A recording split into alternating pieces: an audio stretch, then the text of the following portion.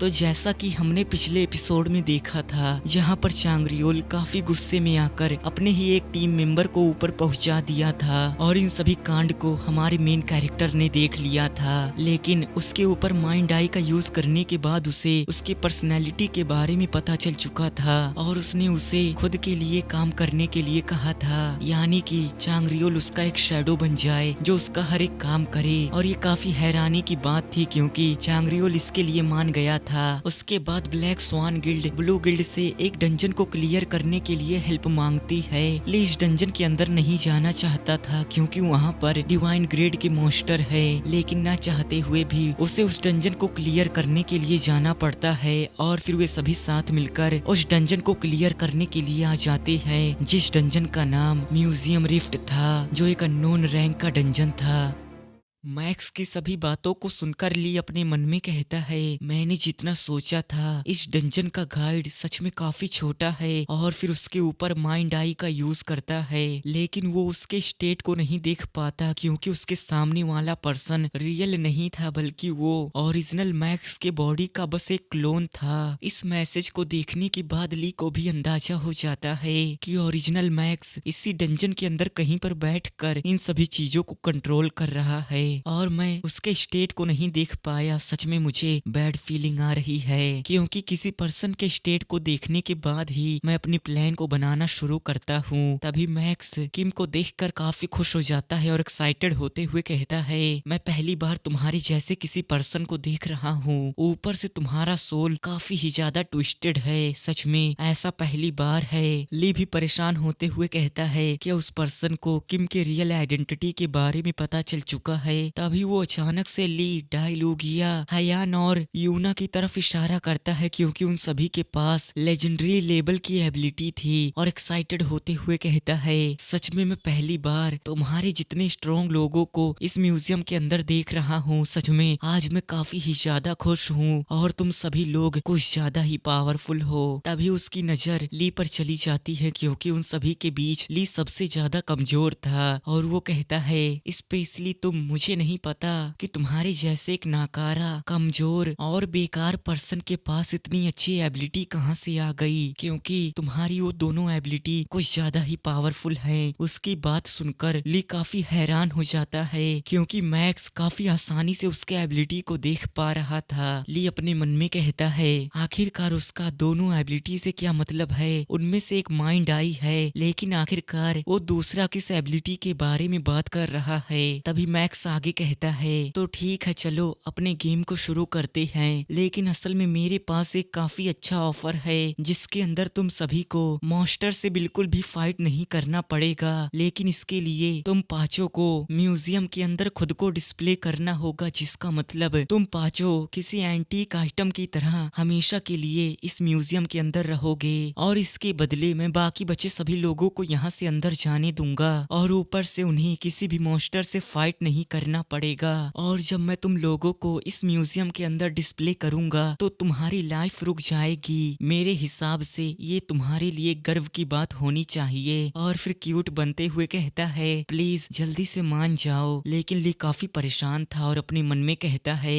ये बास्टर्ड सच में काफी कमीना है कि ऐसा हो सकता है कि ये खुद ही एक मॉन्स्टर हो और ऊपर से वो हमें डिस्प्ले करने की बात कर रहा है। सच में ये पर्सन एक फाइनल बॉस है। मुझे सबसे पहले इस पर्सन के मेन बॉडी को ढूंढना होगा, उसके बाद मैं इसे संभालने के बारे में सोचूंगा। लेकिन उसके सभी बातों से योनजी काफी गुस्से में आ गई थी और कहती है, बास्टर्ड जल्दी से बकवास बंद करो, क्योंकि अगर तुम ऐसा ही करते रहे तो मैं तुम्हें यहीं पर मार दूंगी। मेरे पास तुम्हारे साथ खेलने का बिल्कुल भी समय नहीं है। मैक्स भी काफी घबरा जाता है और कहता है, अगर ऐसी बात है तो मैं गेम को शुरू करता हूँ। और फिर उनमें से किसी पर्सन को आगे आने के लिए कहता है जो उस पहिए को घुमाएगा, जिसके लिए योंजू मान जाती है और फिर आकर उस पहिए के सामने खड़ी हो जाती है और उसे घुमाते हुए चिल्लाकर कहती है, क्रिश का गाना सुनेगा। ली काफी परेशान हो जाता है क्योंकि अभी के लिए इन सभी चीजों का समय नहीं है। तभी वो पहिया रुक जाता है और मैसेज पॉपअप होता है। सिस्टम उनसे कहता है, ले बेटा, एक लेजेंडरी रैंक का मॉन्स्टर जिसका नाम स्केलेटन वॉरियर 1 है, उन सबको एक राहत मिलती है क्योंकि वो कोई डिवाइन ग्रेड का मॉन्स्टर नहीं था। मैक्स उस मॉन्स्टर को समन करने के लिए चुटकी बजाता है, जिससे छोटा भीम गुस्सा हो जाता है और दूसरे यूनिवर्स में होने के बावजूद भी उसके ऑरा की वजह से वो पूरी जगह टूटने लगती है और उसका शेप भी चेंज होने लगता है। वो किसी अलग ही जगह पर आ जाती है और उनके सामने स्केलेटन वॉरियर समन होने लगता है। मैसेज पॉपअप होता है, लेजेंडरी ग्रेड का नेम्ड मॉन्स्टर जिससे आपको फाइट करनी होगी। वो काफी सारे छोटे छोटे मिनियंस को समन करता है। ली उसके ऊपर माइंड आई का यूज करता है और वो काफी आसानी से उसके सभी स्टेट को देख पा रहा था और फिर उन सभी को कमांड करते हुए कहता है, जल्दी से सभी लोग अपने पोजीशन पर चले जाओ। हयान, जल्दी से तुम अपनी मैजिक को तैयार करो। पार्क, किम, योंजू, जल्दी से तुम तीनों जाकर उस मॉन्स्टर के ऊपर अटैक करो। सभी लोग ली के कमांड को फॉलो करने लगते हैं। ली अपने मन में कहता है, सच में माइंड आई एक चीट स्किल है। इसकी हेल्प से मैं काफी आसानी से लोगों को मैनिपुलेट कर पाता हूँ, क्योंकि इस स्किल के साथ मैं काफी आसानी से उसके पर्सनैलिटी के बारे में पता लगा सकता हूँ। लेकिन मुझे नहीं पता कि आखिरकार मेरे पास ऐसी चीट स्किल कहाँ से आई। तभी स्केलेटन मॉन्स्टर चिल्लाकर कहता है, ये पूरी जगह लाइफ फोर्स से भरी पड़ी है, मुझे सभी लोगों का लाइफ चाहिए। और फिर वहाँ पर फॉर्मेशन को एक्टिवेट करने लगता है, जिससे वे सभी लोगों के लाइफ फोर्स को एब्जॉर्ब कर सके। सभी लोग काफी घबरा जाते हैं, क्योंकि अगर ऐसा ही चलता रहा तो वे सभी लोग मारे जाएंगे। लेकिन ली बेफिक्र था, क्योंकि उसके पास पहले से ही प्लान था। और फिर वो चिल्लाकर कहता है, हयान क्या तुम तैयार हो? हयान अपनी मैजिक का यूज करती है और कहती है, फ्लोटिंग मैजिक। हयान के इस एबिलिटी की वजह से लोग काफी आसानी से हवा में उड़ सकते हैं। स्केलेटन मॉन्स्टर सभी लोगों के लाइफ फोर्स को एब्जॉर्ब करने के लिए अपने फॉर्मेशन के साथ उनके ऊपर अटैक करता है। लेकिन हयान के फ्लोटिंग मैजिक की वजह से वे सभी लोग उड़ने लगे थे और उस फॉर्मेशन का असर उनके ऊपर बिल्कुल भी नहीं होता। ली काफी एक्साइटेड होकर कहता है, मेरे माइंड आई और इस पार्टी के साथ हम काफी आसानी से जीत सकते हैं। लेकिन मैक्स काफी गौर से ली को ही देख रहा था और फिर मुस्कुराते हुए कहता है, मिथाइल क्या तुम देख रहे हो? ऐसा हो सकता है कि ये पर्सन, और फिर शांत हो जाता है। हमें नहीं बताया जाता कि आखिरकार उसका क्या मतलब था। हो सकता है हमें इसके बारे में स्टोरी में आगे बताया जाए। वे सभी साथ मिलकर उस स्केलेटन मॉन्स्टर को डिफीट कर देते हैं। ली अपने मन में कहता है, सच में वो काफी ताकतवर था, लेकिन मेरे माइंड आई से ज्यादा नहीं। तभी वहाँ पर टेलीपोर्ट होकर मैक्स आ जाता है और कहता है, मैंने जितना सोचा था तुम सभी लोग उससे भी ज्यादा स्ट्रॉन्ग हो। यहाँ तक कि तुमने स्केलेटन सोल्जर वान को भी डिफीट कर दिया। सच में एंशिएंट रिफ्ट के गार्डियन को तुम्हें देखने के बाद काफी खुशी होगी। लेकिन योंजो फिर से उसके बकवास की वजह से काफी गुस्से में आ गई थी और कहती है, जल्दी से हमारा रिवार्ड दो। वो कहता है, ठीक है, लेकिन असल में रिवार्ड के लिए तुम्हें फिर से पहिया घुमाना होगा। किम कहता है, तो ठीक है, अब की बार मैं कोशिश करूंगा। ली को पूरा यकीन था कि अब की बार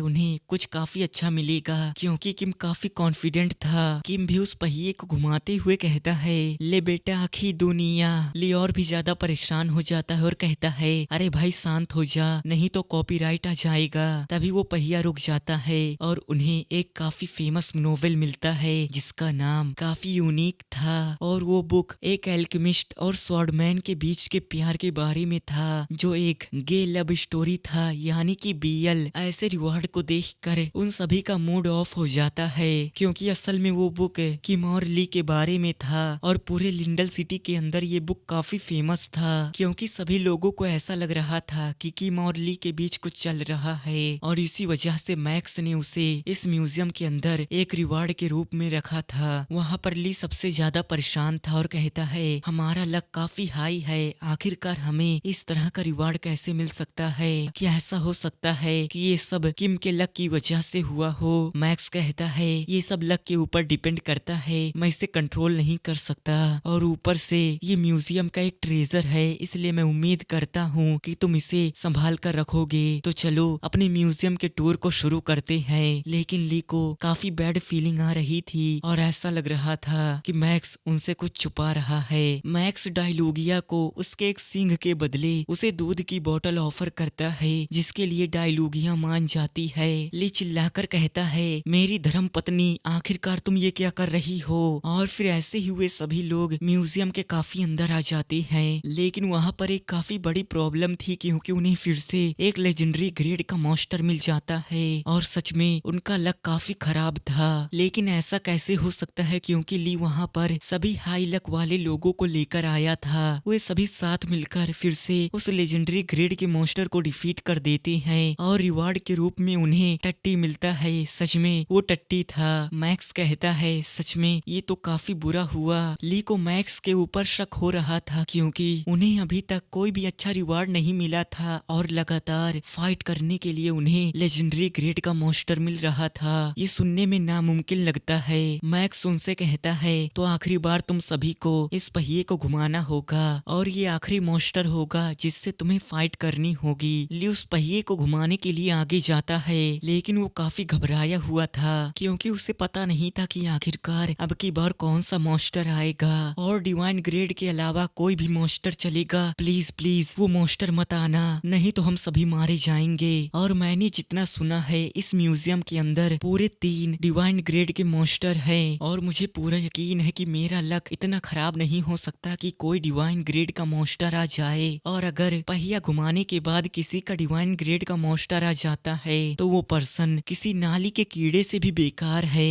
और मैं कोई नाली का कीड़ा नहीं हूँ। असल में मैं इस दुनिया पर रूल करने के लिए बना हूँ, इसलिए मुझे पूरा यकीन है कि कोई डिवाइन ग्रेड का मॉन्स्टर नहीं आएगा। ऊपर से मैं ली कियोंग कहीं पर भी सरवाइव कर लेता हूँ और फिर गॉडेस बेनिगोर का नाम लेकर उस पहिए को घुमा देता है। वे सभी काफी घबराए हुए थे और धीरे धीरे वो पहिया रुकने लगता है जिससे उनका टेंशन और भी ज्यादा बढ़ रहा था। तभी फाइनली वो पहिया रुक जाता है और उसके अंदर से आवाज आती है, ले बेटा एक नया मॉन्स्टर जिसका नाम एंशिएंट गॉड फ्रैगमेंट है जो असल में एक डिवाइन ग्रेड का मॉन्स्टर है। उन सभी को अपनी आंखों पर यकीन नहीं होता और ली को भी एहसास हो जाता है कि वो असल में कुछ ज्यादा ही नीच है क्योंकि आखिरकार कैसे कोई इतना ज्यादा बदकिस्मत हो सकता है। और अब उसका लेवल नाली के कीड़े से भी नीचे गिर गया था। वो काफी घबराकर चिल्लाकर कहता है, गॉडेस बेनिगोर मैंने तुम्हारा नाम लेकर उस पहिए को घुमाया था, आखिरकार मेरा लक इतना ज्यादा खराब कैसे हो सकता है। और फिर वो अपने सामने देखता है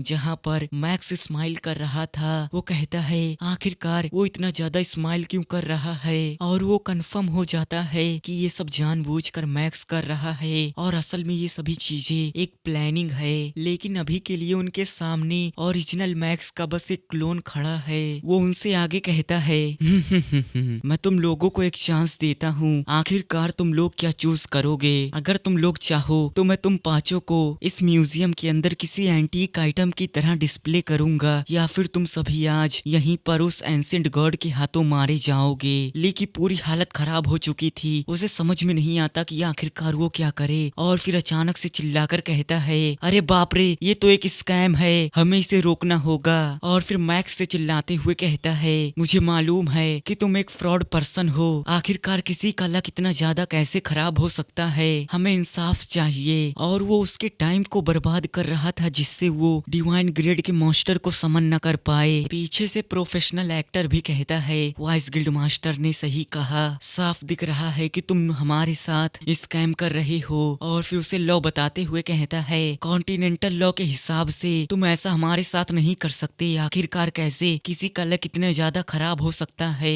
मुझे मालूम है कि तुम एक फ्रॉड हो। और फिर सभी साथ मिलकर उससे एक एक्सप्लेनेशन मांगने लगते हैं, आखिरकार तुम हमारे साथ कैसे कर सकते हो, हमें इंसाफ चाहिए, आखिरकार एक म्यूजियम के अंदर ऐसा सिस्टम कैसे हो सकता है। ली काफी खुश हो जाता है क्योंकि उसका प्लान पूरा हो रहा था। लेकिन अचानक से उन सभी की बातों को इग्नोर करके मैक्स चुटकी बजा देता है और इस वजह से आसपास का सभी एरिया टूटने लगता है। ली को समझ में आ जाता है कि अब उन सभी के लगने वाले हैं। उसकी पूरी हालत खराब हो जाती है क्योंकि उसे अपनी आंखों के सामने मौत दिख रही थी। और वो कहता है, अरे बाप रे अब मैं क्या करूं, अब तो मैं मरने वाला हूँ। नहीं ऐसा नहीं हो सकता क्योंकि मुझे पता है कि मरने के बाद मैं हेल में जाऊंगा। मैक्स उन सभी से हंसते हुए कहता है तुमने ही मेरे ऑफर को डिक्लाइन कर दिया, कोई बात नहीं, रूल्स तो रूल होते हैं और यहाँ पर कोई भी रूल्स को नहीं तोड़ सकता। तो ले बेटा एक डिवाइन ग्रेड का मॉन्स्टर। और फिर वहाँ पर एंशिएंट गॉड को समन कर देता है जो काफी सारे सील से बंधा हुआ था और वो किसी डेविल की तरह हंसते हुए कहता है, मैं उम्मीद करता हूँ कि तुम सभी साथ मिलकर मिलकर इस मॉन्स्टर को डिफीट कर सको, मेरा मतलब जिंदा बच सको। ली और भी ज्यादा घबरा जाता है और कहता है नहीं, मैं यहाँ पर ऐसे ही नहीं मर सकता, मुझे कुछ करना होगा। वे सभी लोग काफी घबरा जाते हैं क्योंकि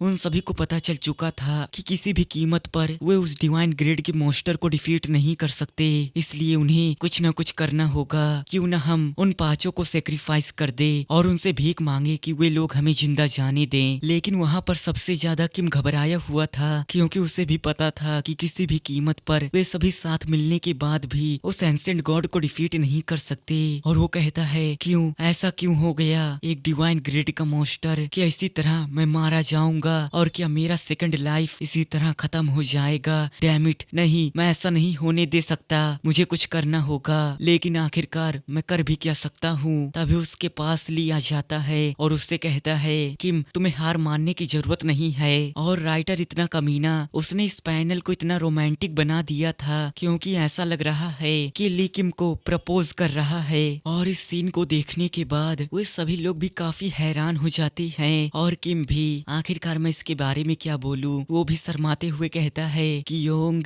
और सच में ये किसी बीएल मानुहा का सीन लग रहा है। ली उससे कहता है कि मेरे पास एक आइडिया है और अपने मन में कहता है आखिरकार ऐसे समय में ये पर्सन इतना ज्यादा यूजलेस कैसे हो सकता है। लेकिन इस सीन को देखने के बाद सभी लोगों की कच्ची गीली होने लगती है और वे लोग चिल्लाकर कहते हैं तो इसे ही बोलते हैं सच्चा प्यार। तभी मैसेज पॉपअप होता है, एंशिएंट गॉड का एक सील अनलॉक हो रहा है। 3 सेकंड, 2 सेकंड, 1 सेकंड। साइड से मैक्स कहता है मिथाइल, मैं उम्मीद करता हूँ। लेकिन उसके कुछ आगे बोलने से पहले ली अपने पास से उसी ड्रैगन ब्रेथ पोशन को निकालता है और उसे उसी एंशिएंट गॉड की तरफ फेंक देता है। मैक्स को कुछ भी समझ में नहीं आता और वो ली का मजाक उड़ाते हुए कहता है तुम्हें क्या लगता है कि इतने छोटे अटैक से एंशिएंट गॉड को कुछ भी होगा। लेकिन उस अटैक के ब्लास्ट की वजह से एंशिएंट गॉड का एक और सील टूटने लगा था। असल में मैक्स का यही प्लान था कि वो अभी के लिए एंशिएंट गॉड के बस एक ही सील को अनलॉक करेगा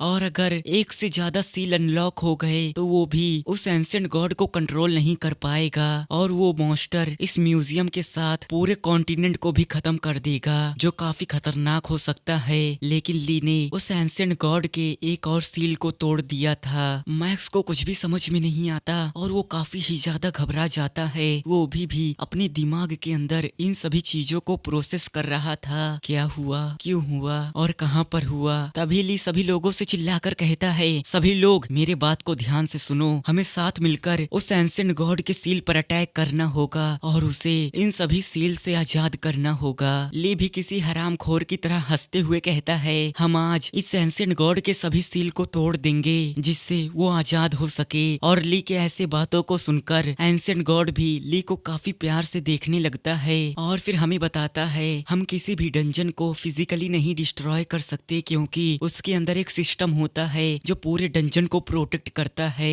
अगर ये सिस्टम नहीं होता तो कोई भी अपने ब्रूट फोर्स के साथ पूरे डंजन को बर्बाद कर देता। लेकिन क्या हो अगर सिस्टम के अंदर ही एरर आ जाए जो सिस्टम के सभी रूल को इग्नोर कर दे और उसके प्रोटेक्टिव शील्ड को तोड़ दे तो आखिरकार क्या होगा। डायलूगिया घबराते हुए कहती है नहीं, ये काफी खतरनाक है, अगर एंशिएंट गॉड बाहर चला गया तो पूरा कॉन्टिनेंट बर्बाद हो जाएगा। किम को भी ये बात पता थी और वो भी घबराते हुए कहता है ली क्या सच में हमें ऐसा करना होगा। ली उससे कहता है किम क्या तुम मेरे ऊपर यकीन करते हो, अगर हाँ तो मेरे प्लान को फॉलो करो। लेकिन किम के लिए भी ये चीज काफी मुश्किल थी। वो हिम्मत जुटाकर कहता है हाँ बिल्कुल, मैं तुम्हारे ऊपर यकीन करता हूँ। और फिर उस एंशिएंट गॉड के सील को तोड़ने के लिए उसके ऊपर अटैक कर देता है और अपने सिर्फ एक ही अटैक के साथ उसके एक और सील को ब्रेक कर देता है। ली अपने मन में कहता है किम सच में तुम्हें मेरे ऊपर इतना ज्यादा यकीन नहीं करना चाहिए। और फिर ली अपनी एक्टिंग को शुरू कर देता है और कहता है ओ मेरे प्यारे एंशिएंट गॉड, प्लीज मेरे प्रेयर को सुन लीजिए। और घुटनों के बल जाता है। मैक्स उसके पास भागते हुए आता है और कहता है तुम पागल इंसान, आखिरकार क्या कर रहे हो। ली कहता है मैं उनसे भीख मांग रहा हूँ। मैक्स कहता है तो क्या तुम सच में उसके सभी सील को तोड़ने वाले हो, क्या तुम्हें नहीं पता अगर वो कॉन्टिनेंट के अंदर चला जाता है तो पूरा कॉन्टिनेंट बर्बाद हो जाएगा और कॉन्टिनेंट के सभी लोग मारे जाएंगे। ली भी किसी साउथ के विलन की तरह कहता है तो क्या, मुझे इससे कोई भी फर्क नहीं पड़ता, मुझे बस सरवाइव करना है और मुझे किसी से भी लेना देना नहीं, और अगर तुम नहीं चाहते कि ऐसा हो तो तुम्हें खुद जाकर उस एंशिएंट गॉड को रोकना चाहिए। मैक्स अपनी जिंदगी में पहली बार इतने हरामखोर इंसान को देख रहा था और कहता है नहीं, तुम इंसान नहीं हो सकते। ली कहता है बेटा तुमने क्या कहा, मुझे सुनाई नहीं दे रहा। मैक्स कांपते हुए कहता है मैं माफी मांगता हूँ क्योंकि मैंने तुम्हारा काफी मजाक उड़ाया था। ली कहता है मुझे अभी भी नहीं सुनाई दिया। वो उसके सामने झुकते हुए कहता है प्लीज मुझे सभी चीजों के लिए माफ कर दो, आज के बाद मैं कभी भी ऐसा नहीं करूंगा। ओए ओए बच्चे, आखिरकार तुम ये क्या कर रहे हो? क्या मैं तुम्हारी माफी को लेकर नर्क में जाऊंगा?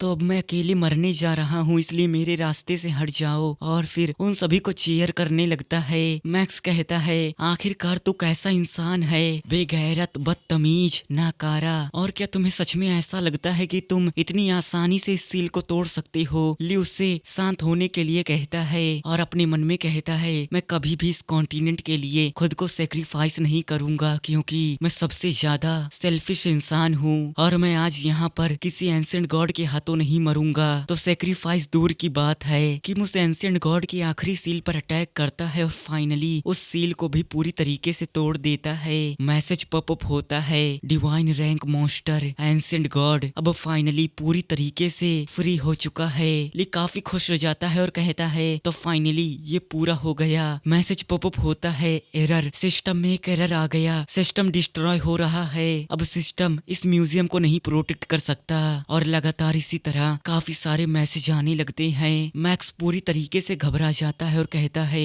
अगर ये म्यूजियम बर्बाद हो गया तो ये पूरा कॉन्टिनेंट बर्बाद हो जाएगा। नहीं, मैं ऐसा नहीं होने दे सकता। और फिर कुछ पुरानी यादों को याद करता है जहाँ पर किसी ने उसे इस म्यूजियम को प्रोटेक्ट करने के लिए कहा था और इसके लिए उसने उससे वादा किया था, लेकिन अब वो वादा टूट रहा है और मैक्स उस वादे को पूरा करने में फेल हो गया। ली मैक्स का मजाक उड़ाते हुए कहता है ओ बच्चे, रोना नहीं चाहिए, क्या तुम रो रहे हो? अगर लॉलीपॉप चाहिए तो मेरे पास आ जाना। मैक्स रोते हुए कहता है तुम घटिया किस्म के इंसान, आखिरकार तुम्हारे जैसा इंसान इस दुनिया के अंदर कैसे एग्जिस्ट कर सकता है? और फिर वहाँ से डिसअपियर हो जाता है क्योंकि वो बस एक क्लोन बॉडी थी। लेकिन पार्क काफी हैरान था क्योंकि उसे ऐसा लग रहा था कि कब से उसके सामने कोई रियल पर्सन खड़ा है। योंजू पूछती है तो आखिरकार अब हम आगे क्या करेंगे? ली उससे कहता है सबसे पहले हमें इस डंजन के खजाने को ढूंढना चाहिए, नहीं तो वो यहीं पर बर्बाद हो जाएगा। और फिर मुस्कुराते हुए अपने मन में कहता है ओरिजिनल मैक्स, तुम इस डिवाइन ग्रेड के मॉन्स्टर को संभालो, तब तक मैं उन सभी खजाने को लूट कर आता हूँ जो इस म्यूजियम के अंदर है।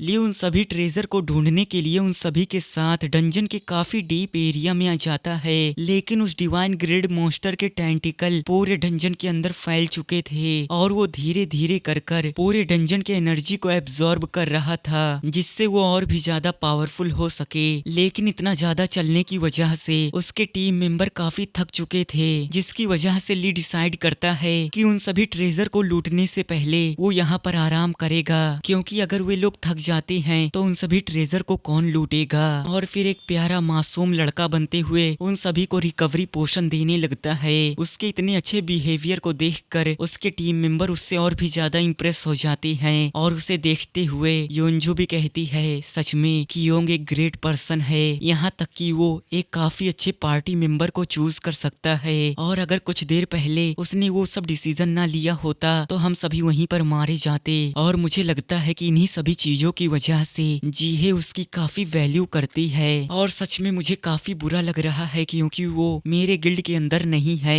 ऐसा लगता है कि मुझे उसे अपने गिल्ड के अंदर ज्वाइन होने के लिए कहना चाहिए, लेकिन इस बात को सुनकर किम काफी गुस्से में आ जाता है और कहता है बिल्कुल भी नहीं, और ऐसा करना भी मत। उसे इतने गुस्से में देखकर योंजू और भी ज्यादा डिप्रेस हो जाती है और उसे एहसास होता है कि अब उन दोनों का पैचअप होना और भी ज्यादा मुश्किल हो गया है और उसका एक तरफा प्यार पूरी तरीके से खत्म हो रहा है। किम ली की तरफ देखता है और उसे योंजू की वही बात याद आती है कि वो ली को अपने गिल्ड के अंदर शामिल करना चाहती है। इस बात को याद कर उसे काफी अनईजी फील होने लगता है और वो ली के पास जाकर उससे कहता है ली, क्या तुम्हारे पास मुझसे बात करने के लिए थोड़ा समय है? लेकिन सच में ऐसे पैनल को देखने के बाद मुझे खुद काफी अजीब फील होने लगता है। और ली के रिएक्शन को देखकर ऐसा लग रहा था कि उसे भी ऐसे सीन देखने के बाद डबल शॉक लगा है कि उसके सभी जरूरत को पूरा करने लगता है और कहता है कुछ देर पहले तुमने जो किया उसके लिए तुम्हारा शुक्रिया, और अगर तुमने उस समय मेरी मदद न की होती तो मैं पहले ही हार मान चुका होता। और फिर मेड के ड्रेस को पहनते हुए कहता है, मैं काफी खुश हूँ कि तुम मेरे पास हो, तुम सबसे बेस्ट हो, सबसे बेस्ट। ली को भी काफी अजीब फील होने लगता है और वो कहता है किम आखिरकार इन सब का क्या मतलब है, जो कहना चाहती हो जल्दी से बोल दो। किम काफी हेजिटेट कर रहा था और कहता है, ली मैं तुमसे कुछ पूछना चाहता हूँ। मैं काफी परेशान था क्योंकि मुझे डर था कि कहीं तुम हमारे गिल्ड को छोड़कर ब्लैक स्वान गिल्ड में न चली जाओ। मुझे मालूम है कि किम कोई गे नहीं है और उसके मन में ऐसा वैसा कुछ भी नहीं है, लेकिन सच में राइटर ऐसे पैनल बना रहा है जिसे देखने के बाद हमें खुद ही गलतफहमी हो जाएगी। उसे इतना ज्यादा परेशान देखकर ली काफी हैरान था और फिर हंसने लगता है, बेवकूफ मैं कहीं पर नहीं जा रहा, इसलिए तुम्हें परेशान होने की जरूरत नहीं है। और फिर उसके सर को सहलाने लगता है और उसे एहसास होता है कि अगर वो ऐसा ही करता रहा तो इस सीरीज पर भी BL टैग लग जाएगा। और परेशान होते हुए कहता है कि मुझे माफ करना, तुम्हें देखकर मुझे पार्क की याद आ गई, लेकिन कि मुझे परेशान न होने के लिए कहता है। तभी सभी लोगों के फेस पर काफी ज्यादा लाइट आने लगती है और वे सभी हैरान होकर अपने सामने देखती हैं। उन सभी के सामने एक स्वॉर्ड थी जिसके अंदर से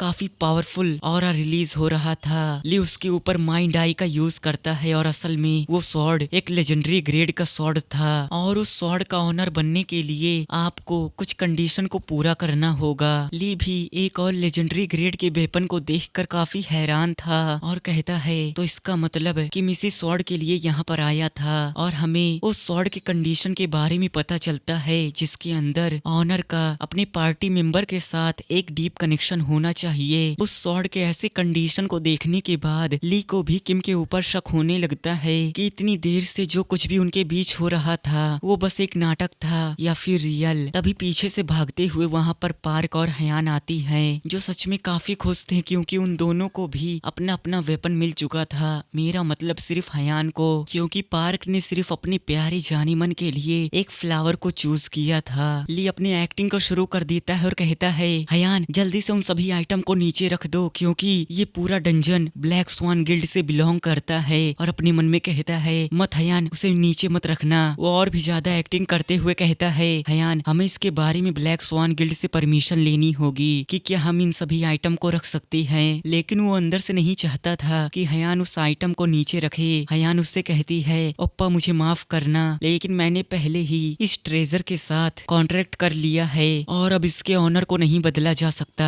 ली काफी खुश हो जाता है और अपने मन में कहता है, माफी मांगने की जरूरत नहीं है क्योंकि तुमने काफी अच्छा काम किया। चलो इस स्टाफ को देखते हैं। असल में वो स्टाफ एक लेजेंडरी रैंक का वेपन था जो सच में काफी अमेजिंग था और उस स्टाफ की खासियत थी कि वो किसी के भी ऊपर नजर रख सकता है। ली पीछे मुड़ते हुए कहता है, ओ नो योंजू मुझे माफ करना, मैं बाद में इन सभी आइटम के लिए कंपनसेट कर दूंगा। लेकिन उसके पीछे सभी लोग बेहोश होकर जमीन पर पड़े थे। उसे कुछ भी समझ में नहीं आता और खुश होते हुए कहता है, अब समय आ गया, मुझे जल्दी जल्दी सभी आइटम को खुद के लिए रख लेना चाहिए। तभी उसके कंधे पर कोई हाथ रखता है जो असल में डायलॉगिया थी और कहती है, तो आखिरकार तुम एंशिएंट गॉड का क्या करने वाले हो अगर वो मॉन्स्टर यहाँ से बाहर चला जाता है। ली कहता है, मुझे मालूम है, तो ये पूरा कॉन्टिनेंट बर्बाद हो जाएगा। एंशिएंट गॉड जो धीरे धीरे इस पूरे म्यूजियम को निगल रहा है और अगर वो कॉन्टिनेंट के अंदर चला गया तो वो पूरे कॉन्टिनेंट को निगल जाएगा। मैं उस समय मैक्स के सामने बेफिक्र होने की एक्टिंग कर रहा था, लेकिन सच में मैं काफी परेशान हूँ क्योंकि अगर मुझे शांति चाहिए तो मैं इस कॉन्टिनेंट को बर्बाद नहीं होने दे सकता। और फिर डायलॉगिया से कहता है, मैं भी सिचुएशन को ठीक करने के बारे में सोच रहा हूँ। डायलॉगिया कहती है, ये काफी सीरियस मैटर है, अगर ऐसा ही चलता रहा तो ये पूरा कॉन्टिनेंट 30,000 सालों में बर्बाद हो जाएगा। ली काफी सीरियस होकर कहता है, क्या 30,000 साल? और फिर बेफिक्र होते हुए कहता है, तो इसका मतलब मुझे कुछ भी करने की जरूरत नहीं है क्योंकि मैं 30,000 साल में 300 जिंदगियां जी सकता हूँ। डायलॉगिया चिल्लाकर कहती है, ये कोई मजाक नहीं है। ली हंसते हुए कहता है 30,000 साल, अब मुझे परेशान होने की जरूरत नहीं है, ऊपर से मैं 30,000 साल पूरा होने से पहले ही मारा जाऊंगा, तो मुझे इससे कोई फर्क नहीं पड़ता कि 30,000 साल बाद क्या होगा। लेकिन डायलॉगिया काफी परेशान थी और कहती है, क्या तुम्हें बुरा नहीं लग रहा? तुम्हें हमारे बच्चों के बारे में सोचना चाहिए और असल में ड्रैगन का यही काम होता है कि उसे कॉन्टिनेंट को प्रोटेक्ट करना होगा। ली डायलॉग डायलॉगिया से कहता है, मेरी प्यारी डायलॉगिया, अगर मैं सच कहूँ तो क्या हमें सच में 30,000 साल बाद अपने डिसेंडेंट की फिक्र करनी चाहिए। सबसे इम्पोर्टेंट हमारे लिए स्मार्टी पैंट है। अगर हम उस डिवाइन ग्रेड के मॉन्स्टर को रोकने के लिए जाते हैं तो हम दोनों वहीं पर मारे जाएंगे, और अगर ऐसा हुआ तो स्मार्टी पैंट अकेली हो जाएगी, यानी कि अनाथ। और अगर ऐसा हुआ तो क्लास के सभी लोग उसे बुली करेंगे। क्या तुम ये सब देख सकती हो? इन सभी बातों को इमेजिन करके डायलॉगिया पूरी तरीके से डिप्रेस हो जाती है। ली उससे कहता है, तो हमारे लिए सबसे इम्पोर्टेंट हमारी प्यारी बेटी स्मार्टी पैंट है, इसलिए तुम्हें बस उसके बारे में सोचना चाहिए। डायलॉगिया को कुछ भी समझ में नहीं आता। ली उसे पूरी तरीके से मैनिपुलेट करने लगता है और कहता है, जल्दी से मेरे बात को रिपीट करो, ये कॉन्टिनेंट सेफ है। वो भी कहती है, ये कॉन्टिनेंट सेफ है। ली उसे पूरी तरीके से मैनिपुलेट कर देता है और कहता है, ये सब बस हम अपने स्मार्टी पैंट के लिए कर रहे हैं, तो अब जैसा मैं कहूँ तुम्हें वैसा करना होगा। और याद रखना, ये सब सिर्फ स्मार्टी पैंट के लिए है, सिर्फ स्मार्टी पैंट यानी कि डायलूरिया। डायलूगिया रोते हुए अपने दादा और दादी से माफी मांगने लगती है, क्योंकि उन दोनों ने उसे इस कॉन्टिनेंट को प्रोटेक्ट करने के लिए कहा था। लेकिन हयान अपने उसी स्टाफ से ली के ऊपर नजर रख रही थी। हम एडमिनिस्ट्रेटिव रूम को देखते हैं, जहाँ पर ओरिजिनल मैक्स बैठकर इन सभी चीजों को कंट्रोल कर रहा था, और सच में उसकी टेक्नोलॉजी काफी एडवांस थी। वो उन सभी चीजों को कंट्रोल करने की कोशिश करता है, लेकिन सिस्टम में एरर आ चुका था और उन सभी चीजों को कंट्रोल करना नामुमकिन था। वो काफी परेशान होते हुए कहता है, ये सब ओवर हो चुका है, मैं कुछ भी नहीं कर सकता। मिथाइल प्लीज मुझे माफ करना, मैं अपने वादे को नहीं पूरा कर पाया, मैं फेल हो गया। और काफी ज्यादा रोने लगता है। तभी उस रूम के दरवाजे को खोलकर वहाँ पर ली उन सभी के साथ आ जाता है। मैक्स पीछे मुड़कर देखता है और फिर चिल्लाकर कहता है, आखिरकार यहाँ पर क्या हो रहा है? ली कहता है, ओ बच्चे, तुमसे मिलकर अच्छा लगा। मैक्स चिल्लाते हुए कहता है, एंशिएंट गॉड के चमचे, आखिरकार तुम्हारी हिम्मत कैसे हुई यहाँ पर आने की? ली उससे पूछता है कि हमारे गिल्ड के बचे हुए मेंबर अभी भी जिंदा हैं। मैक्स चिल्लाकर कहता है, क्या तुम्हें सच में ऐसा लगता है कि मैं तुम्हें इसके बारे में बताऊंगा? लेकिन ली अपने आसपास के एरिया को देखकर काफी हैरान हो चुका था, क्योंकि उसके आसपास काफी सारी स्क्रीन थी जिसके अंदर 0101 कोड था, जो असल में कंप्यूटर लैंग्वेज है। और वो काफी हैरान होकर कहता है, अरे बाप रे, ये तो कुछ ज्यादा ही एडवांस टेक्नोलॉजी है, इतना तो हमारा रियल वर्ल्ड भी एडवांस नहीं है। और फिर कहता है, क्या मैं अकेले जाकर उस म्यूजियम गाइड से फाइट कर सकता हूँ? वे सभी इसके लिए मान जाते हैं। ली डायलॉगिया को उसे पकड़ने के लिए कहता है। वो काफी घबरा जाता है, लेकिन पीछे से आकर डायलॉगिया मैक्स को पकड़ लेती है और कहती है, अगर तुम शांत रहे तो ये कॉन्टिनेंट सेफ रहेगा। असल में मुझे कॉन्टिनेंट से कुछ भी मतलब नहीं, मुझे बस मेरे स्मार्टी पैंट से मतलब है। ली उससे कहता है, डायलॉगिया आखिरकार तुमने क्या कहा? असल में ये कॉन्टिनेंट बर्बाद नहीं होगा, क्योंकि हमें इसे प्रोटेक्ट करना होगा, क्योंकि अब उस एंशिएंट मॉन्स्टर को रोकने के लिए उसके मन में एक प्लान आ चुका था। डायलॉगिया कहती है, तो हमारे स्मार्टी पैंट के बारे में क्या, उसका क्या होगा? ली मैक्स से कहता है, मैं इस कॉन्टिनेंट और म्यूजियम को प्रोटेक्ट करूंगा, लेकिन इसके बदले तुम्हें ये म्यूजियम मुझे देना होगा। मैक्स चिल्लाकर कहता है, मुझे पता था कि यही तुम्हारा गोल है। ली उससे कहता है, बच्चे आखिरकार क्या हुआ?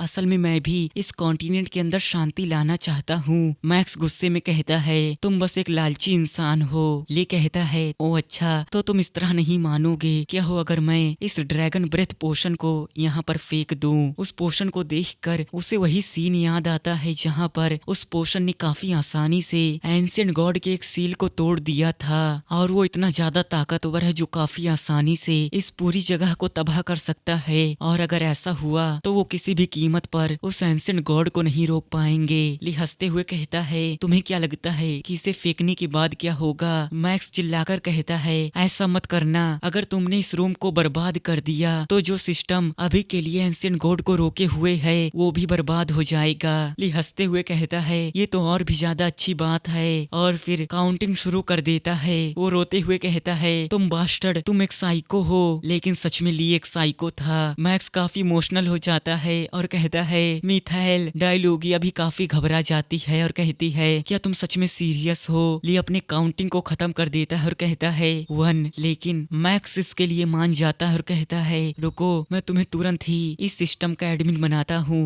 और फिर उस म्यूजियम का सारा कंट्रोल ली को दे देता है। ली उन सभी सिस्टम के ऊपर माइंड आई का यूज करता है और काफी आसान आसानी से सभी चीजों को अनलॉक कर देता है और कहता है तो चलो इसे शुरू करते हैं। हम एंशिएंट गॉड को देखते हैं जो उस म्यूजियम के एनर्जी को एब्जॉर्ब करके काफी बड़ा हो चुका था, लेकिन वो अपने साइड में देखता है जहाँ पर एक एक करके उसके सभी टेंटिकल सील होने लगते हैं। मैसेज पॉपअप होता है, आपने एंशिएंट गॉड के पहले टेंटिकल, दूसरे, तीसरे और फाइनली आपने एंशिएंट गॉड के 2710 टेंटिकल को सील कर दिया है। और इसी तरह लगातार ली एंशिएंट गॉड के सभी टेंटिकल को सील कर रहा था। उसके ऐसे स्किल को देखकर मैक्स भी काफी हैरान था, क्योंकि वो काफी आसानी से पूरे सिस्टम को कंट्रोल कर रहा था और अपने मन में कहता है अगर मेरे पास भी उसी तरह की एबिलिटी होती तो मैं भी इस म्यूजियम को प्रोटेक्ट कर पाता। किम ली से कांटेक्ट करता है, ली उससे पूछता है वहाँ क्या चल रहा है। किम उसे बताता है अभी भी एक टेंटिकल बचा हुआ है जिसे हमें सील करना होगा, और असल में वो ली से कांटेक्ट करने के लिए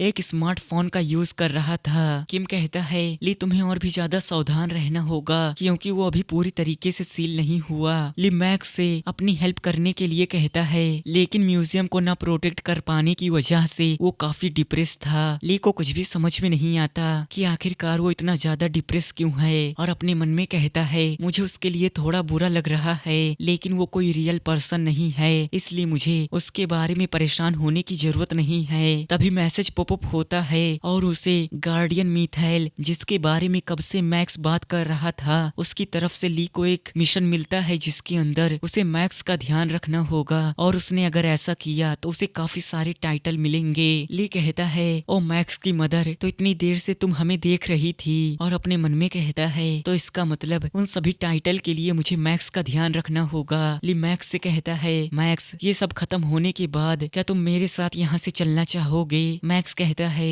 नहीं, मैं यहाँ से नहीं निकल सकता। ली कहता है तो तुम्हें यहाँ से निकलने के लिए गार्डियन की परमिशन चाहिए, और क्या वो गार्डियन मिथाइल है? तभी वहाँ पर काफी सारी लाइट आने लगती है और मैक्स के पीछे मिथाइल अपीयर हो जाती है। उसे वहाँ पर देखकर मैक्स को अपनी आंखों पर यकीन नहीं होता कि आखिरकार ये कैसे पॉसिबल हो सकता है, और फिर वो कांपते हुए कहता है मिथाइल प्लीज मुझे माफ करना, मैं इस म्यूजियम को प्रोटेक्ट नहीं कर पाया, मैं अपने वादे को पूरा करना चाहता था जिससे मैं तुम सभी के साथ रह सकूं। मिथाइल कहती है मैक्स मुझे माफ करना, तुम्हारे ऊपर काफी सारी जिम्मेदारियां थी, मैंने इसके बारे में नहीं सोचा, प्लीज मुझे माफ करना, लेकिन हम हमेशा तुम्हारे साथ थे। मैक्स पूछता है तुम्हारा इससे क्या मतलब है? वो उससे कहती है जिस पल हम तुमसे पहली बार मिले थे, और जब तुमने पहली बार म्यूजियम को कंट्रोल किया था, और जब हमने एक लेजेंडरी रैंक के मॉन्स्टर को सील किया था, और उस समय भी जब हम तुम्हें छोड़कर जा रहे थे। मुझे मालूम है कितने समय से यहाँ पर अकेले रहना तुम्हारे लिए काफी मुश्किल था, लेकिन मुझे यकीन है कि हम एक दिन दोबारा एक दूसरे से मिलेंगे। मैक्स और भी ज्यादा इमोशनल हो जाता है और कहता है मैं प्रॉमिस करता हूँ मैं कोई ऐसा पर्सन बनूंगा जिसके ऊपर आप प्राउड कर सको। ली भी अपने मन में कहता है सच में वो यहाँ पर काफी अकेला था, और इसी वजह से ये म्यूजियम एक डंजन में बदल गया। सच में तुम्हारे पास एक काफी अच्छी फैमिली है।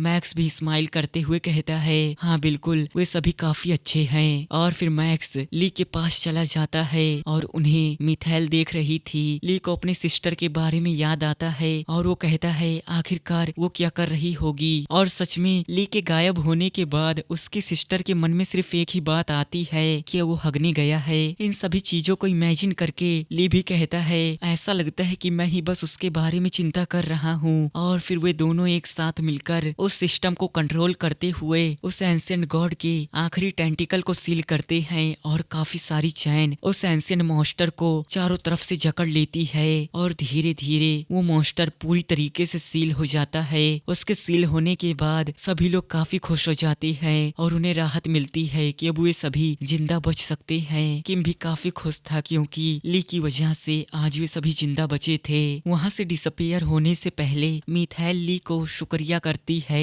ली भी उसे आंख मारते हुए अपने मन में कहता है ये सब बस मेरे फ्यूचर के लिए है। और फिर वो वहाँ से पूरी तरीके से डिसअपियर होने से पहले कहती है ली कियोंग तुम्हारा शुक्रिया, और फिर मुस्कुराते हुए वहाँ से डिसअपियर हो जाती है। ली काफी हैरान था कि आखिरकार उसे उसका पूरा नाम कैसे पता चला। अगले सीन में हम ब्लू गिल्ड का सीन देखते हैं जहाँ पर अब ली 2 बच्चों का बाप बन चुका था। मैक्स उससे कहता है फादर तो अब मैं यहाँ से चलता हूँ, और अब म्यूजियम की सारी अथॉरिटी ली के पास आ चुकी थी। ली उसे बाय बाय करता है और उसके जाने के बाद उसके फेस पर एक इविल स्माइल आ जाती है, क्योंकि उसे काफी सारे टाइटल मिल चुके थे, जिसकी वजह से उसे कुछ ज्यादा ही अच्छा फील हो रहा था। और अपने मन में कहता है मैं उस म्यूजियम के वैल्यू को कैलकुलेट नहीं कर सकता, उसके साथ मैं इस पूरे कॉन्टिनेंट को कंट्रोल कर सकता हूँ। सच में ली कियोंग, मुझे तुम्हारे ऊपर गर्व है। तभी वहाँ पर जीहे आती है और कहती है ओए ओए ली कियोंग, तुम सच में काफी खुश हो, मेरा मतलब तुम चोर। उसे इतने गुस्से में देखकर ली काफी घबरा जाता है और कहता है ली जीहे आखिरकार यहाँ पर क्या कर रही है।